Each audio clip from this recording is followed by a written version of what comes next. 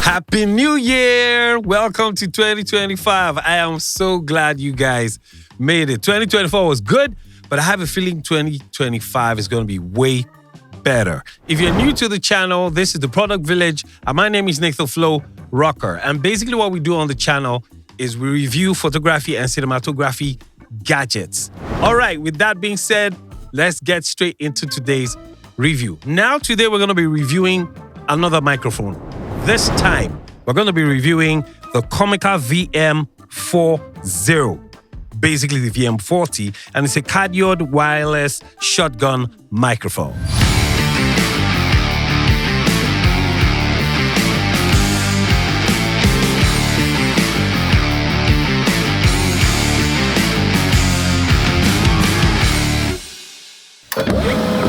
Okay, so let's see what's in the box. Okay, so here we have it, the COMICA V40. Now, once you bring it out of the box, this is one of the first things you find. It has two compartments. There's one in front and there's one in the middle. So once you open the one in front, one of the first things you find is a windshield. You find a USB-C cable. You find a 3.55 mm jack. There are actually two. Then you have these sort of like adapters for, I guess somewhere in there, there's probably tripod head or something. And then you have, ooh, look at that. You have a dead cat. This is so nice. It's so silky, so smooth. And then you also have the manual. Yeah, that's it. So that's all we have on the first compartment. Okay, let's open the second compartment. Now, right in here, what we have is the shotgun itself. Looks pretty good. The ergonomics look nice. You have the shotgun. You have the receiver. You also, this is what I was talking about. Good, there's a tripod head. So those two screws we saw the last time, they're probably going to sit on this or sit underneath this. And finally, you have a shock mount. So most likely, this is how this is going to work. It's probably going to sit somewhere in there like that. Okay. And that's all we have in the box. Okay, now if you have a look at the COMICA VM40, the shotgun mic itself, it's pretty straightforward. Doesn't have any unnecessary buttons on the body. You can see the holes for the diaphragm where the audio actually goes in from. And on the body, you have a slot for the output. Now, this is where you connect the 3.5 mm jack into in case you want to route the audio from here directly to your camera. Next to it, you have a hard reset buttonhole, and you also have the USB. Now, with the USB, you can use that to actually charge the shotgun itself. Also in front of it, you have the screen. Now, on the screen is where you get to see the display of the shotgun mic itself. Now, also underneath, you'll notice you have a low cut button. You also have a high frequency boost indicator here. Then you have the record button underneath. Then you also have another button that says safety. Now, when I first looked at this, I was a bit confused because it didn't exactly say where the power button was, but I got to realize that the power button is actually where this Wi-Fi signal is. COMICA would be nice if you could, sort of like make it straightforward or just write on and off. It would be straightforward for anybody to, understand where the power button is. To power it on, I think it takes roughly about like 4 seconds. So you have to hold on to this. And here we go. There you go. So once it's on, the first thing you notice is there's a blue light flashing, and then on the screen, it shows how much battery juice you have left. Now, to record here, basically what you have to do, you have to, go through these 3 circles. So if you click on record the first time, it's not going to record. If you click on it the first time, notice there's a blue light. Now that blue light indicates that now you have engaged the low cut. And basically, what's the low cut? The low cut is sort of like reducing the lower frequencies. Depending on where it is that you are recording in a place where there are a lot of low frequencies and you just want to get those frequencies out of your recording. This would be a very good tool for you to use. And then if you click one more time, now you have engaged the high frequency dial. Now, basically what this does is it introduces more high frequency into the microphone. So take, for example, maybe you were in a place or maybe you were using the dead cat, for example, and you decided that, it's sounding a bit too dull and you want to increase the high frequency, you can use this. From my practice, I wouldn't say you should do that. If you're someone who hopes to do post-production, it would make sense for you not to really use these two. I realize it's better if I want to yank stuff out of the recording, I can always do that in post. I can introduce a low cut, a high pass filter, or a low pass filter much later in post production. So I would safely accept, you're not going to do any form of post production, then you can use these two. But if you are going to, I will advise you not to do that. Now, if I click it one more time, what happens is it goes into record mode and it would start recording. Now, look at that. It's recording internally. It has 32 gigabyte of space internally. So as I have engaged the record button now, it would start recording, but I really don't need the recording. So I can just click on that once again and stop the recording. Good. Basically, that's it. Now, there's one more button which I find, it's a dial, really, not a button, that I find pretty interesting. Now, in case you want to ramp up the volume, it's placed actually underneath here. So here is actually where you find the volume. Now, if you look at it carefully, it sort of like has a dial. So it starts from 0. From 0, you have 1, you have 2, you have 3, 4, 5, 6, 7, 8, 9, and 10. Wow, that's a lot. I remember when I was having sort of like a rough test of it, when I pushed it to 5 was pretty good. So, except you want to introduce some form of distortion, which wouldn't make sense. The higher you increase the volume, the more distortion you're bringing into your recording. And like I said, it's better if you fix some of these things in post. So just have a volume that's just good enough for you to use and not, just don't mess up the recording. Okay, now let's talk about the receiver. Now, the receiver is actually very, very plasticky. I wouldn't want this to fall down in my hands when I'm busy, recording. But on the body, I have quite a few things. You have the USB-C slot, which you can use to actually charge the receiver. By the side, you also have, similar attributes to the shotgun itself. You have room for an earpiece.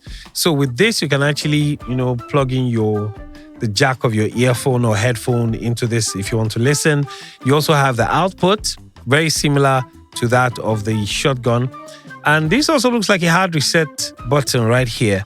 Now, if you turn it over to the other side, you find 3 buttons here. The first one is the channel. Actually, I got to realize that you can connect 2 shotgun mics to one receiver, but the version I have is basically just one mic. So this gives you the capacity to change channels from one mic to another if you're using 2. This is the mode button as well as the power button, while this is the record button. So to power this up, we hold on to the bottle in the middle for a few seconds, and that's it. You have the logo. Now I have to put this on again so you actually see what it looks like. So there you go. Check 1, 2. Good. So right now, if you look at the receiver, if I speak into, look at that. If I speak into the shotgun mic, you actually get to see the level on the receiver. The receiver is actually showing you the levels. Now, my volume currently is at 6. So let's push that up. Let's go all the way to 10 and let's see what this looks like. Okay, ooh, look at that now. That's clipping. So obviously, if you push it all the way to 10, your audio is going to be distorting. So like I said earlier, I think it's safer if you sort of like place it in the middle, which is like 5, 6-ish. I prefer 5. So with this, yes, good. Now, if you look at this again, let me click that. Good. Now, if you look at this again, you can actually see the level of the volume from the shotgun mic. So what we're going to do next is we're going to run a field test, meaning we're going to take this out and record with it, and let's see just how well it functions. Now, basically, I'm in the studio, and this is very padded. This is a very padded studio. So the sound is controlled, but I would love to see just how well it functions outside. I want to see how well the dead cat works. I want to see how well, but I think I'd rather use dead cat really than this for some weird reason. It's very woolly, so I'd love to see how the dead cat works with the shotgun mic outside. So we're going to have a field test, and when we are done with the field test, we'll come back and then I'll give my final thoughts. All right, guys, I am back from the field test. Now, a few points of note. If you remember when I started doing this review, I spoke about how I had pushed my volume to 6 on the VM40. Now, when I was running the field test, I couldn't tell if I was too loud or if I was low, so I left it at 6. But at post-production, I realized that when you push the volume to 6, it was pretty loud. It almost clipped. Now, on the receiver, it seemed okay. So the receiver really doesn't give you a true reflection of the volume. Now, this only applies to you if you're going to be having post-production. But if you're just going to shoot and post, then you don't need to bother yourself. Also, in the video, you will notice that I did the distance test. The VM40 is said to have 200 meters of range. So I kept walking backwards. I wasn't sure if it cut at any point in time, though in post, it sounded good. Also, I didn't use the denoise. I did not use the low cut. Neither did I use the high frequency boost. Also because of post-production. Like I said, if you are going to be having post-production, you want your audio as flat as possible so you have enough leverage when it comes to treating. But if you're not having post-production, just keep an eye on your volume and I think you'll be good. All right, enough said. Let's have a look at the field test now. All right, so I'm outside now on the streets of Lagos, Nigeria, and we're about to test the COMICA VM40. Now, according to what the manual says, the VM40 is supposed to be able to handle 200 meters of range, which is pretty far. That's like a football field and I think half of it. So what I'm going to do now is I'm going to walk all the way down to the back and walk back so we can actually check to see if it's actually true to distance. Now, in my walking path, there are no trees, there's nothing obstructing it, so nothing should be able to obstruct the VM40. Right now, I'm filming using the Osmo, the DJI Osmo 3, and I'm going to be recording on this mic and using the DJI as well, so we can eventually test to find out the veracity of the claim of the COMICA VM40. Okay, so enough talking, here we go. So I'm going to be walking all the way back. It's a pretty distance all the way back, so I'm walking. Right now, as I'm speaking to you, I do not know if the audio, the audio should still be clear enough right now, but since this is the actual recording, I cannot tell what the audio sounds like right now. I'm still walking back. At least I've done about over 30 feet, and I'm still walking back. It's a pretty distance. And I'm still recording. Let me check if I'm still recording. Yep, I'm still recording on the VM40. I'm walking back. It's pretty sunny. Walking all the way back. I'm still walking all the way back. It's a very hot, sunny day in Lagos, Nigeria. I think I have safely done over 60 feet. I'm still walking back. I don't know if the VM40 is still clear and crisp and recording, But I guess that's the reason why we're doing this. Once I'm done, we'll be able to find out whether the VM40 or even the DJI Mic 2 itself is actually recording. Okay, I think I'm actually going to stop here because at the back of my mind, I'm wondering who would want to do an interview and, come this far, except of course it's a movie or something. So I'm walking back towards the camera now. Like I said, I'm recording using the DJI mic, and I'm also using the Comica VM40. So let's say I was having an interview, or I was perhaps doing a documentary about the streets of Lagos, how bustling it is, how you have public transport, colorful public transport. This would be a very good mic to use. Hopefully by the time I'm done with this test, I should be able to comfortably say I have tested the veracity of the Comica VM40. So right now, I'm walking back to the camera. I'm closing up. Again, I really did not want to walk all the way down 200 meters. I don't have the strength to do that, actually. I walked a pretty distance just to be able to test the claim of the distance between the mic and the receiver. So I'm getting very close back to the DJI Osmo 3, and I'm back to where I started from. Good. Now we have done the field test. We're gonna have to go back to the studio, get into post-production and test to see if truly the Comica VM40 stands the true test of distance. All right, we're done.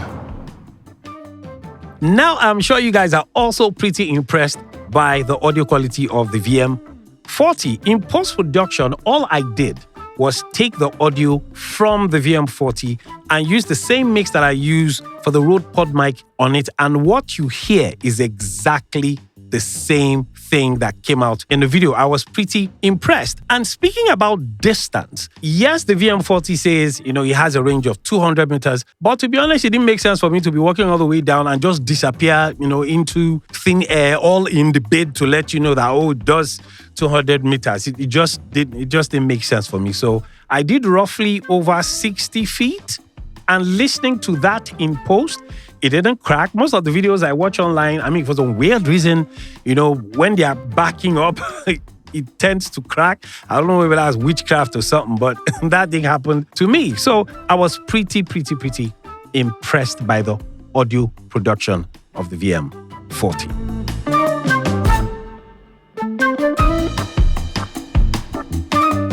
Alrighty, so these are my final thoughts on the Comica VM40. What is it good for? I think it's good for podcasts. I think it's good for interviews, short films, sound effects. You can walk into any jungle. I think it's a very good gear for the price tag. How much is it? It goes for $250 as at today when I did the review of the Comica VM40. I think it's a good gear for anybody. Even vloggers can use it, set it on top of your camera. Let me know if you guys decide to get the Comica VM40. I remember there was someone online who actually said I should do the review. You wanted me to do that with the Zoom. I think it's the M3 or the X3. I'm still going to look out for the Zoom. But you guys let me know if you ever decide to get the Comica VM40. You run your test. If you find out anything new in there, let me know. Feel free to leave a comment in the comment section. Do not forget to subscribe and click on the notification bell. And until the next review, bye. See you guys. Bye.